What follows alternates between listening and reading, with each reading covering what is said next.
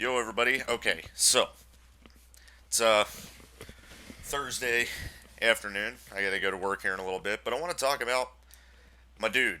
I want to talk about the king, Mr. Kiske himself. So, um, especially in Guilty Gear Strive. But I'm gonna start by saying I've been playing Kai. I've been a Kai main since the first game. I've never really abandoned him. There's been a couple of other characters I've played, but I always come back to him. He just fits my playstyle. Um, and I got to talk about first of all the kind of meme that surrounds him. It's pretty true when compared to the rest of the cast and most of the games. Guilty Gear is really known for all of its wacky freaking characters, all the things that they can do, all of like the quote unquote cheap shit, and just oppressive bullcrap that a lot of characters can take advantage of and exploit and stuff. And Kai has always been looked at as like an honest character, right? So he's very much like a. I mean, if you wanted to compare him to a Street Fighter, he's kind of like a Shoto. He's got really good space control. He is a god in neutral. He can just stop you from doing what you want to do, getting in. He can shift gear into being aggressive, things like that. He's not bad up close. He's got some pretty fast buttons. Um, but for the most part, he is sort of an honest character when you compare him to the rest of the cast because they have such goofy shit. But that's not to say that he's an honest character. In the past, in certain games, I mean, especially Plus R, he had some nasty stuff, man, and he's never been a bad character either. He's drifted between, I think, uh, upper mid and lower mid, and just mid in general. He's never bad, but he's never over the top amazing, right? Um, so in Plus R, he had a lot of disgusting stuff. He had really strong set play in that game. So if you don't know what set play is, it's basically you go in with a specific game plan. It's a lot of getting a knockdown, and then especially in Kai's case, and also Amelia's case with the disc. In Kai's case, it's get a knockdown, throw out a charge stun edge, so they wake up and they have to block, and then you go into your mix-ups, right? And you try and get the hit and do it all over again. He was pretty strong in that area in Plus R. He's got a little bit of that in Strive too, but we'll get to that. The thing about the difference between like the other games and this one is back then, Kai had a few more options. I feel like in this game. By the way, I just want to put it out there. I'm by no means a top level player at all. These are just my opinions about the character across the series because I've been playing him for so damn long. Um, but in Plus R, he had access to FRC, which is everyone did, right? But that was a thing that definitely helped him extend combos. It helped him extend pressure is the better way to put it. Things like that. His frame trap, six P into 6H, stuff like that. Just trying to catch buttons and everything. He can still do some of that in Strive. Again, we'll get to that. But yeah, just back then, if you wanted to extend your pressure and you had a little bit of meter, you didn't always have to RC or FRC. He also had access to Force Break, which is really nice if you're going for pressure that's not exactly safe. If you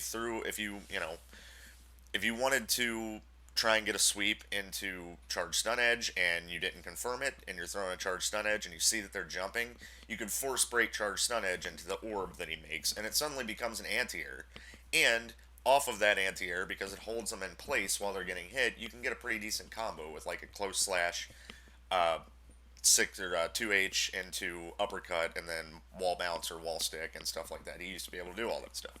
Well, um, now let's talk about Strive a little bit, okay? So Kai lost. I don't think he lost it. I just think it's not as strong. His mix options, right? So as we know, Greed Sever is gone. Rest in peace. That was his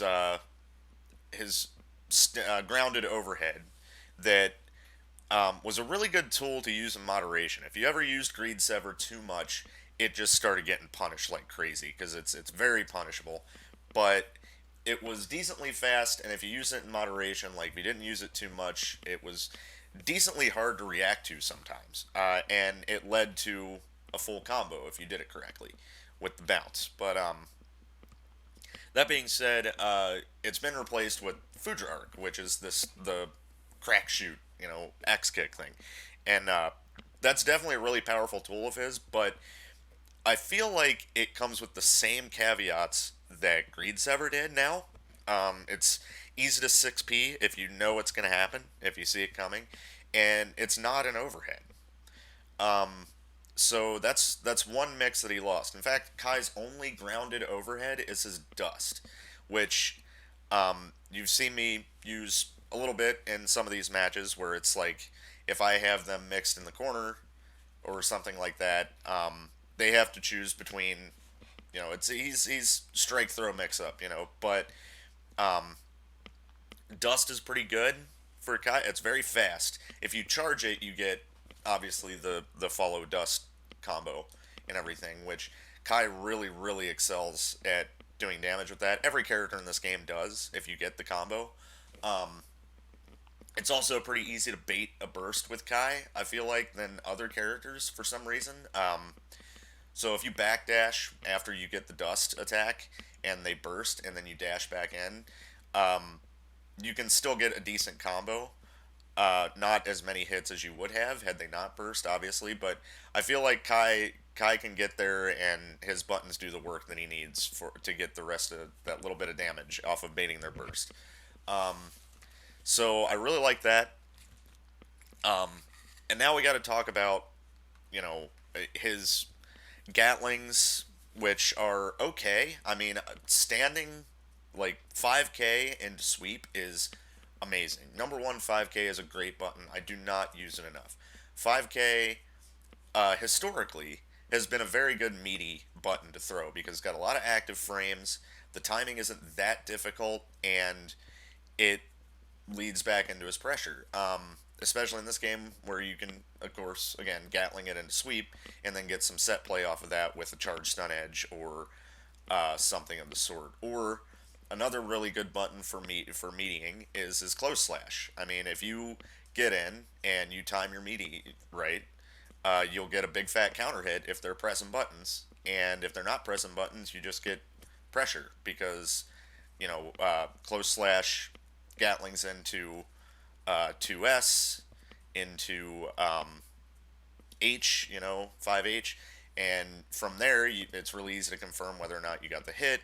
You get to decide, okay, I got the hit, I'll continue the combo and do stun dipper or something, or I didn't get the hit, maybe I'll try a Future Arc, or I'll make it safe by throwing a charge or a stun edge, not a charge stun edge.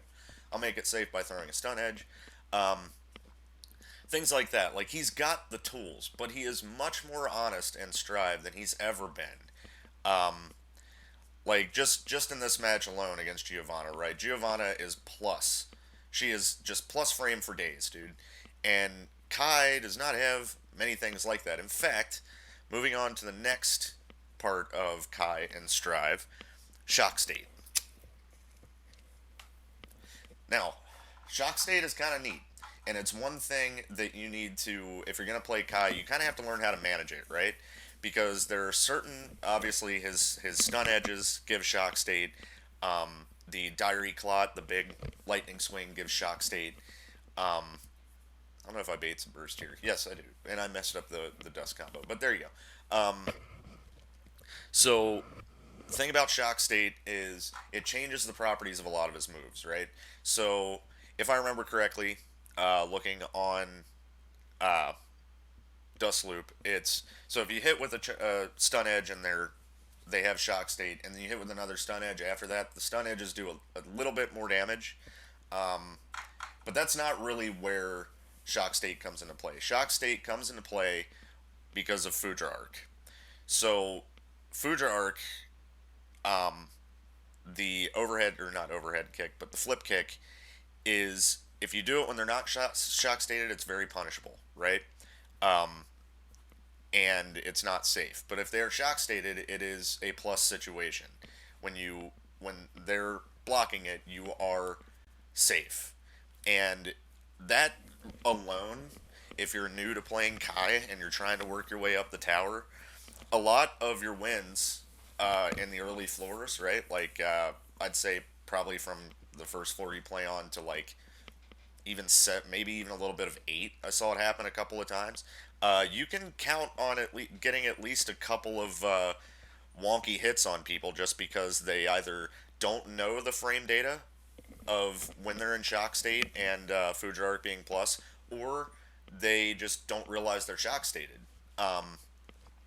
So that's like a gimmick that you can use for a little while, but it is never going to work all the time. Once you get up to the higher floors, like once you're on 10, when you're trying to get into Celestial and stuff, which I still have not got there, people know about that. So it's not going to work out. But up until then, you can probably shock state somebody, flip kick in, they block it, and you can throw out 6p, and they were probably pressing buttons, right? And then you get, a Diary Clot off of that and apply more shock state, all that good stuff. So he gets some stuff, man. He's got some nasty things, but it's still he's got he's very solid.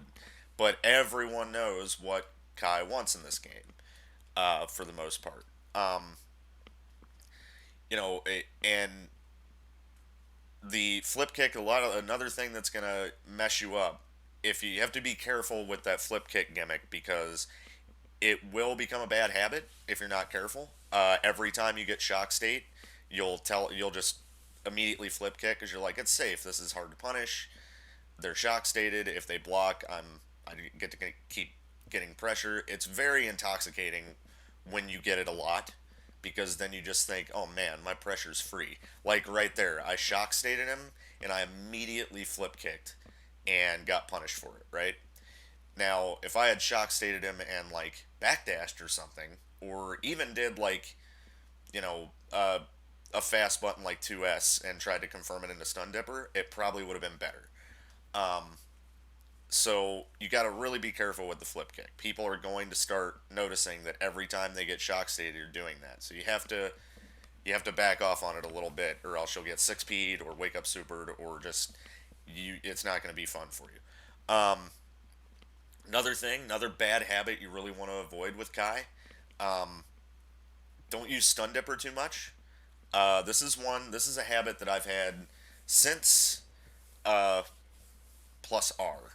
Is a lot of the time, I will throw out Stun Dipper raw and neutral, and I will get like right there. I will sometimes get, it'll work out sometimes. Other times it gets me punished, like right there, right? Because it's so fast and it goes so far. The problem is it is very punishable. In plus R, I eventually learned, okay, I don't want to throw Stun Dipper unless I have RC to make it safe, right? In this game, that's still kind of in my opinion, that is still kind of the thing you want to do is make sure that you've got enough meter when you do Stun Dipper to make it safe, or just confirm. Make sure you confirm your two S's. Make sure you confirm when you Gatling into it that it's going to hit. Make sure, and this is probably number one, that you are far enough away that it's going to combo the second hit of Stun Dipper, or else uh, what you thought was safe turns out not to be because they get hit by the kick and are able to block the swing, right? So that's another thing for Kai. Talking about his uppercut too. We're covering bad habits here, okay? His uppercut. Now this is something that I've thought for a long time with Guilty Gear, just playing it for a very long time. If you're coming from a game like Street Fighter or something like that, you need to understand that DPs in this game, again, my opinion, DPs in this game are not for anti-airing. They really aren't. I mean, that right there, your 6P, especially with Kai, it's a good button. Certain characters, Mei with her weird jump arc, dash up 2H is a really good anti-air too. DPs are for getting them the hell off of you, right? And making them worry about pressuring you. You know what I mean? Like right there. So I hit with it. My goal was to hit with it to get her off of me, but you're not going to get a shit ton of damage off of a raw DP or off of a DP, a wake up DP or raw or otherwise, unless you RC it, and then the combo from there is typical. But um, what you really want to do is have the mindset that, especially on the upper floors, people are going to start baiting your uppercuts. So you don't want to do them very much. You don't want to do them all the time. Unless you see that the player, like, unless they have proven to you that they're going to get hit by it every time, don't do it. Don't do it all the time. I do recommend, this is kind of a philosophy I've always had with characters with DPs. The first time you're getting pressured, you know, really, really bad, and you want to do something on wake up, do your DP. See what happens. You know, if it's like the first round of the first match in the set, do it. See if they baited it. See if they blocked it. That'll give you your information for how often you want to do it for the rest of the set, right? Um, and if they didn't block it the first time, do it again and get more information when you're in the same situation again. Do that DP, and then if they bait it, then you want to start thinking about a different wake up option, right? Um, and but you have to show them that you're not afraid to throw out DP, right? That's one thing that you need to make sure of, I think. That's always been my game plan philosophy with Kai is I want to show them that I'm not afraid to DP on wake up if they're going to crowd me, right? So, but again, it can become a bad habit, and I have the habit of uh, one of the worst habits you can have with DP is if you're in the middle of pressure and you realize your pressure is ending, and especially if you have someone in the corner, you might act on predicting a little bit too much. If you're anything like me, you might act on predicting, like, oh, my pressure ended, my ground game is so good, this person's going to try and jump out of the corner. So when they do that, when I think they're going to do that, I preemptively do uh, friggin' vapor thrust, and they don't jump, and then I end up landing and eating full damage. You know, so you got to be careful of that as well. Now, on to what I think is one of the coolest playstyles that I've seen for Kai in any game, really. So, Kizzy, Lord Kissington himself, freaking amazing gear player. Known really for his Sin play in Exerd, but he's a very, very good Kai player, and he is leading the way for the rest of us Kai players. You know, he is trying to pioneer some things and some different concepts for playing Kai that no one else is really thinking of right now. And I just watched the 10v10 exhibition between Japan and uh, North America. He played in that, and he was using this game plan in there. Now, his game plan is that Kai uh, is sort of weak in the damage department, right? And again, he is too honest. And Kizzy has decided that a good game plan, because Kai can break that wall so easily, and it's a very good mechanic for characters that need meter in a hurry. Uh, as you know, when you break the wall, you get positive bonus, so you gain passive meter, right? And Kizzy said, you know, this character is like really, really good with meter, and he can break the wall. As long as he has 50 meter, he can break the wall from almost anywhere on the screen off of one hit confirm if he goes into Ride the Lightning, right? So I saw this at work on his channel, and it was working out sometimes. Um, it definitely is like a high level sort of mentality, I think, for how to optimize the character. But I do think that there is merit to it for sure. Um, so your hit confirms have to be on point to do it. I haven't worked on it or tried it yet. My phone is ringing. Okay. Anyway, um, yeah. So he's been pioneering that. Everyone talking trash about Kai, and Kizzy is out here still working it. and the rest of us are kind of following suit. So that's an interesting playstyle philosophy that he's got going, and I am going to try it soon, see if I like it. I've always played Kai a certain way. Even in this game, it seems to trickle over from the other games in the series. But talking about Kizzy, he also has a couple of neat dirty tricks. He's doing his best to take this honest character and just make him a scumbag, which is awesome because there's he's doing some things that I never even considered. Right. So give me 1 second. Let me load up Strive and show you what I'm talking about. All right, 10 minutes later, and a lot of communicating with the server. Here we are in training mode.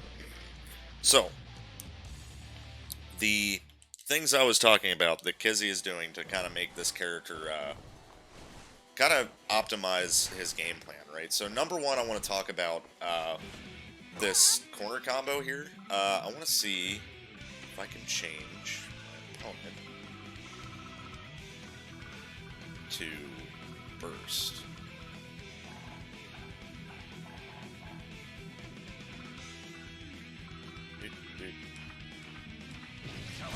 Okay, so Soul is set to burst the moment that he can, right? So I want to check and see. I saw Kizzy doing this, and I want to see if it's actually a burst safe combo, right? It's in the corner. So basically, it super looks like if you have somebody in the corner and you think they're going to burst, if they have burst, you drift back, throw charge stun edge if you do it in time.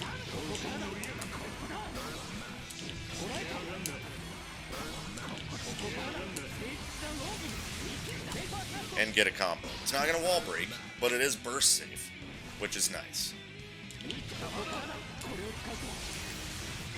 Now, I don't know if they can block in time, but it definitely keeps you from getting hit by their burst, right?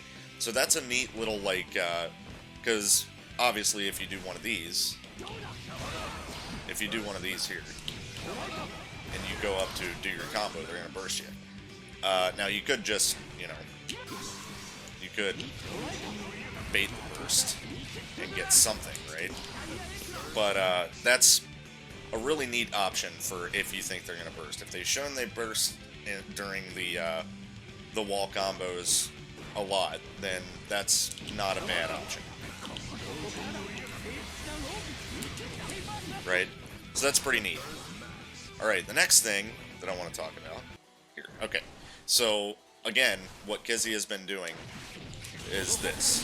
Because this is going to hit from far enough away, and it is always going to break the wall. And it's pretty decent damage, right?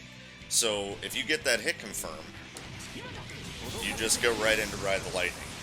There's no reason not to. If you got 50 meter, you may as well. You're going to get the wall break, and then you're going to be in positive, and you're going to start gaining passive meter, right? So, it's pretty good. And another thing he's been doing, besides that, I mean, obviously, that's freaking amazing. This one right here is probably my favorite, if you can get it. If you know that they, let's say that Soul did, a Gunflame or something, we jumped it early and we did this. If you're fast enough, and you notice that you got the hit, let's see, I haven't practiced it much. And Kizzy is a god for a reason. There you go. You get that hit from the air, and you can go into Ride the Lightning from right there, too. One hit into Ride the Lightning. Now, the other thing that actually is really cool about this this hit confirm strategy into Super is if you do one hit into Super, right? Not two, if you do one. If I can actually get it. Right? If you do one hit into Super, unless they were bursting before you did your one hit, they're not going to be able to burst out of that. Whereas if you, did your typical one of these, you have to either bait the burst or just go for it and see what happens, right?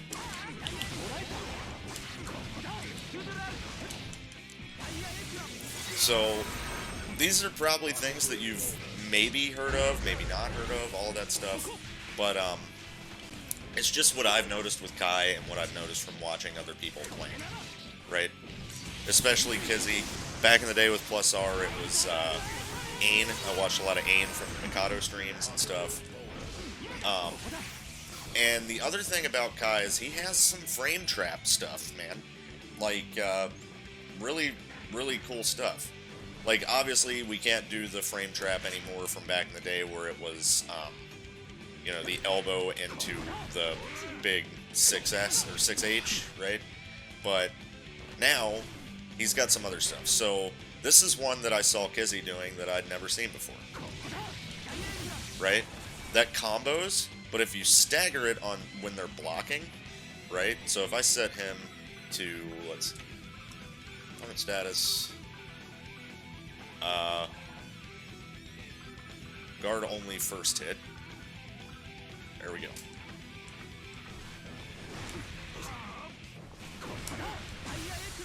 So if you stagger that, you get a counter hit.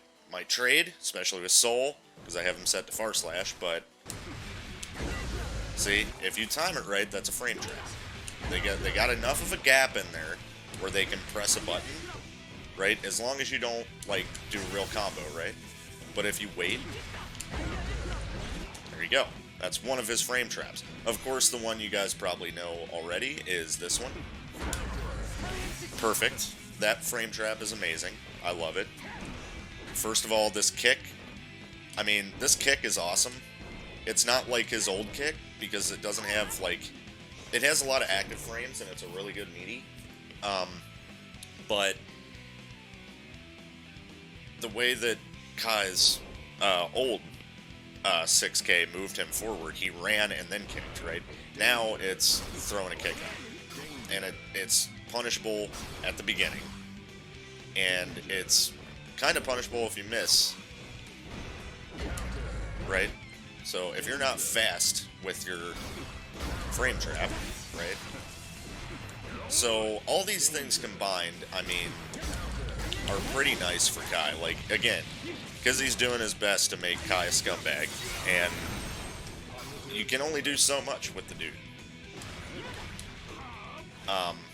But yeah, I really like what he's been doing. Like, the one hit into super stuff is really nice. Especially if you can confirm it. But if you're really good at confirms.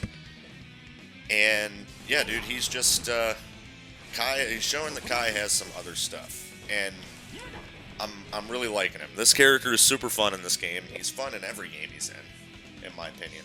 But yeah, he's got some stuff that people aren't thinking about, you know. And now that I've seen a lot of the stuff that he can do, thanks to these players online, you know, talking about it and putting up videos and stuff, it's pretty nice, dude. I really do like it, and it's showing that there's some promise for this character. So, good stuff, everybody. Thanks for listening. I'm really happy to be playing Kai again in this game. There is another. And here's a bonus, by the way. This is kind of cute. It's something Kai can do. It's very cute. And it's actually more difficult than it looks, right? So, I just want to give you this bonus little thing for swag, right? This is pretty neat.